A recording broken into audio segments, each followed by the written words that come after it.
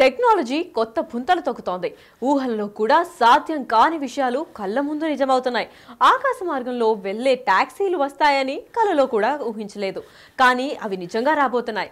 అది కూడా ఏ జపాన్లోనో, చైనాలోనో, అమెరికాలోనో కాదు, మన తెలుగు నేలపై సాకారం కాబోతున్నాయి. ఇప్పటి వరకు వందల కిలోమీటర్ల దూరంలో ప్రయాణించే ఎయిర్ క్రాఫ్ట్లను చూసాం. రాబోయే రోజులలో వందల అడుగుల ఎత్తులో ఎగిరే ఎయిర్ టాక్సీలు కూడా రాబోతున్నాయి. ట్రాఫిక్ కష్టాలను అధిగమించేందుకు సరికొత్త టెక్నాలజీతో ఎయిర్ టాక్సీలు రానున్నాయి. ఇప్పటి వరకు చైనాలో ప్రయోగాలు చేస్తున్నారు. కానీ గుంటూరుకి చెందిన యువకుడు వినూత్న ఆలోచనతో ఇండియాలోనూ ఎయిర్ టాక్సీలు గాలిలో ఎగరబోతున్నాయి. మన యువ ఇంజనీర్ల ఆధ్వర్యంలో అద్భుతమైన టెక్నాలజీ అందుబాటులోకి రానుంది. గుంటూరులో జరుగుతున్న ఈ పరిశోధనలపై బిగ్ టీవీ అందిస్తున్న స్పెషల్ స్టోరీ.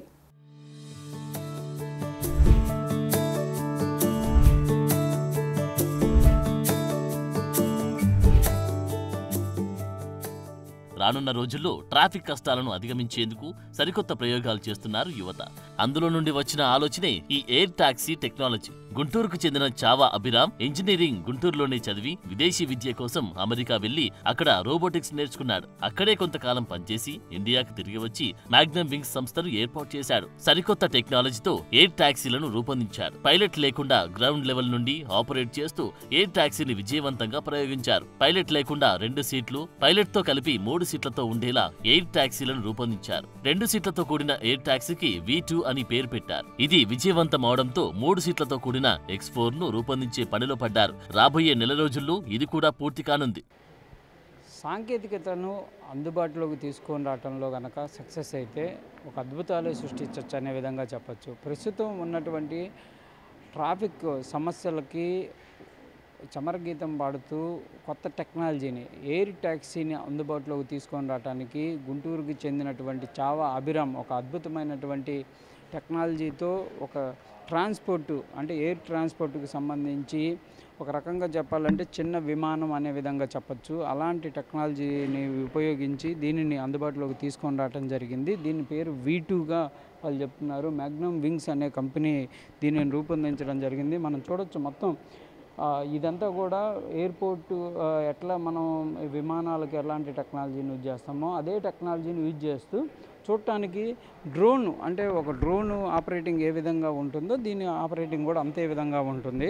కాకపోతే ఇదంతా కూడా ఏవియేషన్ టెక్నాలజీతోనే నడుస్తుంది. పైకి వెళ్ళాలన్నా కూడా ఏ విధమైనటువంటి మనం విమానాల్లో ఉపయోగించేటటువంటి సాంకేతికత ఉంటుందో దాన్నంతా కూడా ఉపయోగిస్తూ ఉంటారు. మొత్తంగా చూడొచ్చు ఇదంతా కూడా ఫస్ట్ V2 అనే టెక్నాలజీతో దీన్ని రూపొందిస్తున్నటువంటి పరిస్థితి ఉంది. ఇదంతా కూడా ఒక రకంగా చెప్పాలంటే ఇద్దరు మనుషులు ఒక ప్రాంతం నుంచి మరో ప్రాంతానికి ప్రయాణం చేయడానికి కూడా దీనిని ఉపయోగించవచ్చు అనే విధంగా వాళ్ళు చెప్తున్నారు.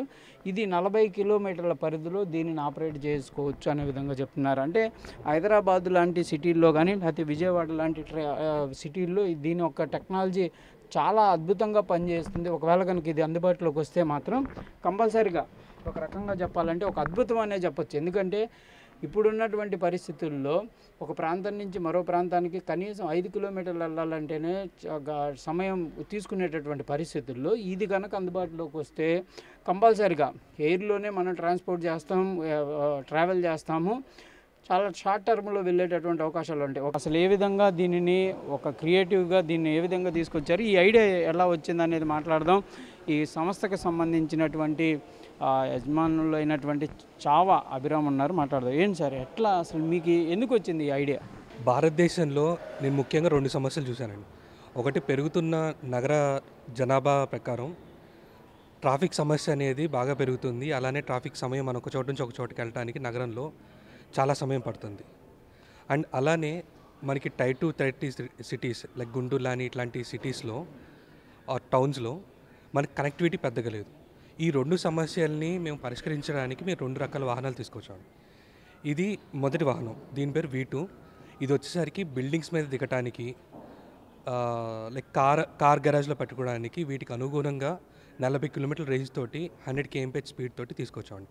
V2 రకం గరిష్టంగా 40 కిలోమీటర్ల వరకు ప్రయాణిస్తుంది. 1000 అడుగుల ఎత్తులో ప్రయాణిస్తున్నప్పుడు 100 కిలోమీటర్ల వేగంతో ప్రయాణిస్తుంది. X4 టాక్సీ 300 కిలోమీటర్ల దూరాన్ని 20,000 అడుగుల ఎత్తులో 300 కిలోమీటర్ల వేగంతో ఇది ప్రయాణిస్తుంది. V2 మోడల్ ధర 2 కోట్లు, X4 ధర 8 కోట్ల వరకు ఉండవచ్చని అంచనా వేస్తున్నారు. ఎయిర్ టాక్సీ పూర్తిగా బ్యాటరీ సహాయంతో నడుస్తాయి. రోడ్తో పోలిస్తే ఏరియల్ గా గమ్యం దగ్గరగా అవుతుంది. అందువల్ల ఖర్చు తగ్గే అవకాశం ఉందన్నాడు ఇంజనీర్ అభిరామ్. మన దేశంలో బెంగళూరు, చెన్నై తదితర నగరాల్లో కూడా ఎయిర్ టాక్సీలు ప్రయోగాలు చేస్తున్నారు. ఎయిర్ టాక్సీ పాలసీ ఇంకా డ్రాఫ్టింగ్ స్టేజ్ లోనే ఉంది. DGCA అప్రూవల్స్ వచ్చే నాటికి దాదాపుగా 2 సంవత్సరాలు పట్టే అవకాశం ఉంది.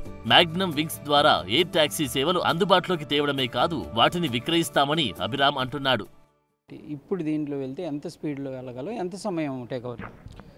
మేము కొంచెం ఎయిర్పోర్ట్లో ఫ్లైట్ మిస్ అయ్యే థింగ్స్ కూడా వచ్చినాయి. ఎందుకంటే మనం గంట అనుకుని బయలుదేరుతాము, అది వెళ్ళి 1.5-2 గంటలు, కొంచెం 2.5 గంటలకు పట్టిన రోజులు కూడా ఉన్నాయి.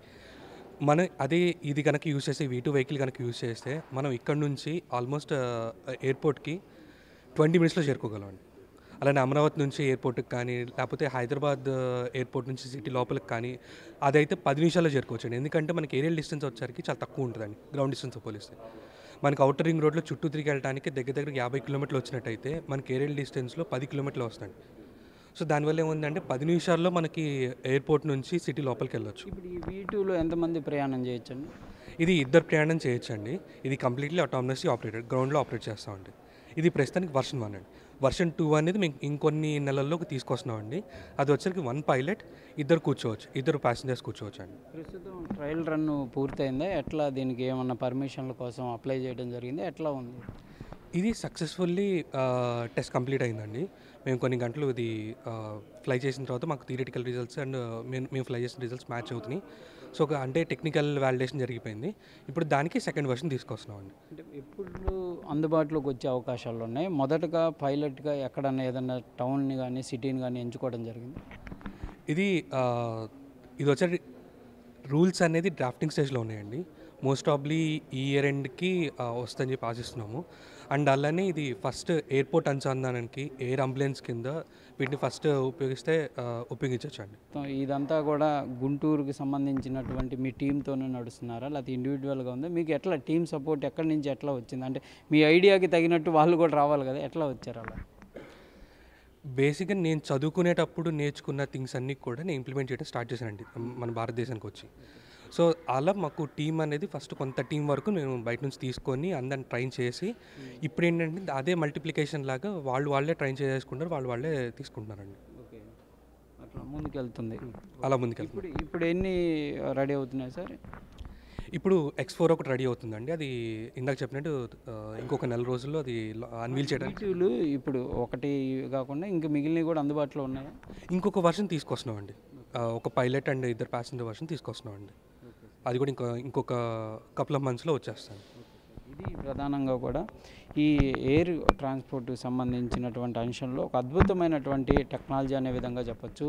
దీన్ని V2 అంటే దీని టెక్నాలజీ V2గా వాళ్ళు నామకరణం చేశారు. దీంతో అంటే ఇండివిజువల్గా ట్రావెల్ చేయొచ్చు, లేకపోతే ఒక హబ్బు కింద అంటే వీళ్ళు ఏర్పాటు చేసే హబ్బుల దగ్గర నుంచి ఇంకో హబ్బుకి వెళ్ళడానికి కూడా ఈజీ టెక్నాలజీలో అందుబాటులో తెచ్చే విధంగా కూడా దీన్ని రూపొందిస్తున్నట్టు చెప్తున్నారు. ఏదైతే ఏవియేషన్కి సంబంధించి కానీ ప్రభుత్వానికి సంబంధించినటువంటి పర్మిషన్లు ఏవైతే రావాల్సినటువంటి పరిస్థితి ఉంది, మొత్తంగా ఒక 1.5 ఇయర్లోనే ఇదంతా టెక్నాలజీ అందుబాటులోకి వచ్చేటటువంటి అవకాశాలు ఉన్నట్లు కూడా క్లియర్గా చెప్తున్నటువంటి పరిస్థితి ఉంది.